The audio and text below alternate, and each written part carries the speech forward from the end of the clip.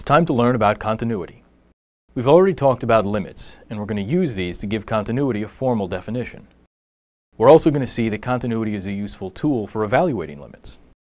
Intuitively, a continuous function is one whose graph you could draw without lifting your pencil off of the paper. So this graph, for example, our familiar example from the first limits video, is the graph of a continuous function. On the other hand, this one isn't, since you need to lift the pencil off the paper to jump from the part on the left to the part on the right. This is another discontinuous function, since we need to lift the pencil to draw the point up here. We could easily make this particular function continuous, though, by moving this point down to where it in some sense should be. Where it should be is determined by the limit, and this is how we define continuity. A function is continuous at a point A in its domain if the limit of f at A is equal to f of A. When we call a function simply continuous without referring to a particular value of A, we mean that it's continuous at every point in its domain. This definition, for the most part, justifies our pencil and paper intuition about continuity, since through the entire process of drawing the graph, we're approaching the value that we're about to draw. But there's one subtle but important point that we've missed. Let's look at the graph of 1 over x.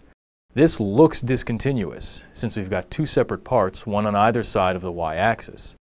But the x value separating these pieces is 0, and 0 is not in the domain of f, so it doesn't have any effect on continuity. Remember that continuity is determined entirely by how f behaves on its domain. So 1 over x is actually continuous. The apparent discontinuity is really the result of a gap in its domain. Likewise, this function isn't continuous, but if we remove phi from the domain, creating a gap of sorts, then the function becomes continuous. It's a subtle point, but it's important if you really want to understand continuity. So let's take a look at the original discontinuous graph on the left and the one that has the hole filled in and is therefore continuous on the right. Their values at 5 are different, but remember that values at 5 don't affect limits at 5.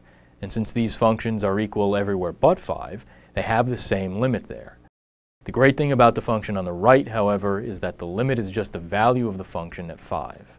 So in particular, if we want to find the limit at a of f of x, and we can find a formula for g of x, which is just f with the hole filled in, then the limit of f at a is the limit of g at a, and to find that, we just evaluate g at a. Intuitively, we're taking a discontinuous function and turning it into the continuous function that it should be. To be more precise, given what we said about continuity and the domains of functions, we're finding a function g that's defined and continuous at a and is equal to f everywhere else. Let's look at an example. Suppose that f of x equals x plus 2 times x minus 1 all over x minus 1. We want to find a continuous function that's defined at x equals 1 and is equal to f everywhere else.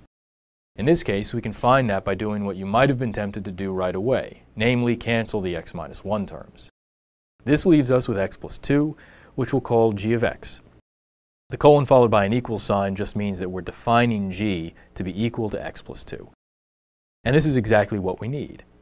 The limit of f at 1 is therefore equal to the limit of g at 1, which by the continuity of g is equal to g of 1, which is 3.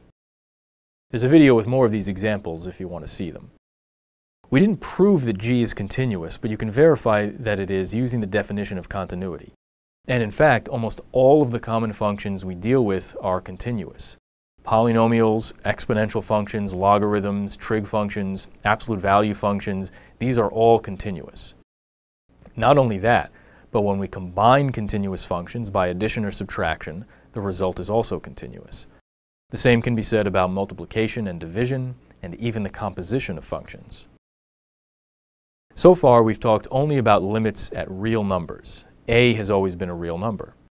There's another type of limit, though, where we put plus or minus infinity in its place. We'll talk about that in the next video.